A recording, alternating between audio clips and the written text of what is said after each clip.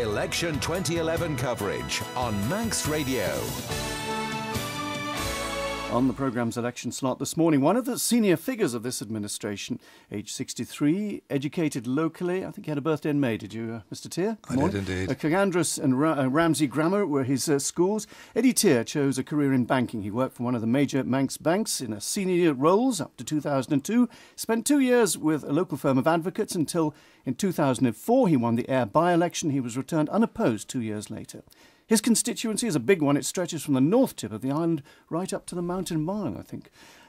With his experience in banking, he went into the Treasury, was seen as a safe pair of hands to chair the MEA at the height of its unauthorised borrowings crisis, became Minister of Health in 2005, went into Education and Children in the 2010, not 2005.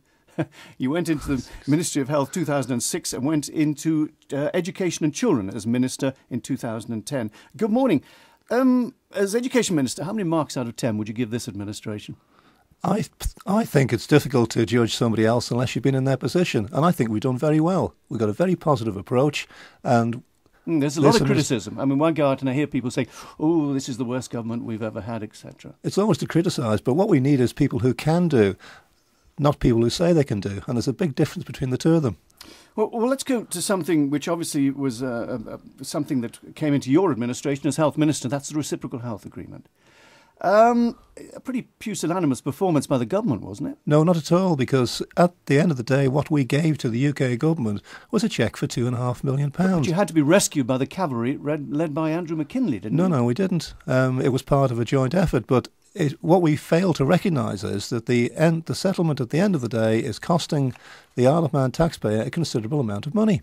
So you would have gone for getting rid of the Reciprocal Health Agreement. You thought that was a money-saving measure and should have been followed? No, not a money-saving measure, but the way forward was agreed by Tynwald in October 2009, and we were working to that plan of action. But it seemed the overall view of the people was, we want this agreement. Well, the overall view of the people was that they wanted certainty, and the certainty could have been given by the proposals which we brought before Tynwald. Well, let's just go back to your own constituency. In 2006, you said, I will seek to secure restoration of the 24-hour minor injury service at Ramsey Cottage Hospital. A bit of work to do there still, isn't there? No, not necessarily, because we had a meeting on site with the Northern MHKs, with the Friends of the League of Friends of Ramsey Cottage Hospital, and indeed the local GPs. And we decided that for operational reasons, we couldn't keep it open beyond 8 o'clock at night. The use after 8 o'clock at night was complete minimal. So, unfortunately, those staff, the highly skilled staff that we had there, have to have a certain level of activity to keep their skills up to speed. Well, would you agree after 8 o'clock, it's a time when people are most worried. If something happens at that time of night, they feel there's no one to turn to. That's really when they need someone to turn to, someone there available. No, we're much better off with the paramedic service, and that provides a high level of support to people in the community. You were accused of having secret meetings over the possible road through Kirkmichael School. Did you have secret meetings? Categorically, no. You didn't have secret. So everything was open and above board and available for inspection. Everything was. I did speak to the various people involved, and I think that we have missed a golden opportunity to add certainly value to the school and to get a share of the development value of the land behind. So you still say your way was the right way? I'm confident that my way was the right way. Unfortunately, there's people criticising who don't live in the commercial world.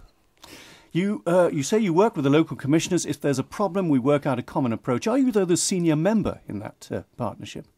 No, I'm not. Do you beat the table and say, I'm the MHK, this is what will happen? No, it's a consensual approach. There's no point in going out of the trench and looking over your shoulder and finding there's nobody following you. Housing in Bride. You referred to that in your election manifesto in 2006 as a development needed there. Is general development needed in Bride? Is there a demand for it there? We brought forward a permitted development order, which needs to go to Tynwald. That went out to public consultation. Unfortunately, there was one objection to it, and as a consequence, it's now going to a public inquiry, which is likely to be held in the next 3 or 4 months. Chief Minister, the role could be coming up.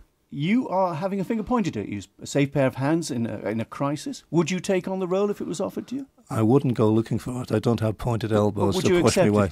Would you accept it if they came to you and said, please, Mr. Teare, we want you to be Chief Minister? It would very much have to be a consensual approach on the way forward. Do you think you're the man for the job if the job landed in your lap? No, there are strong candidates around, and as I say, I haven't got pointed elbows.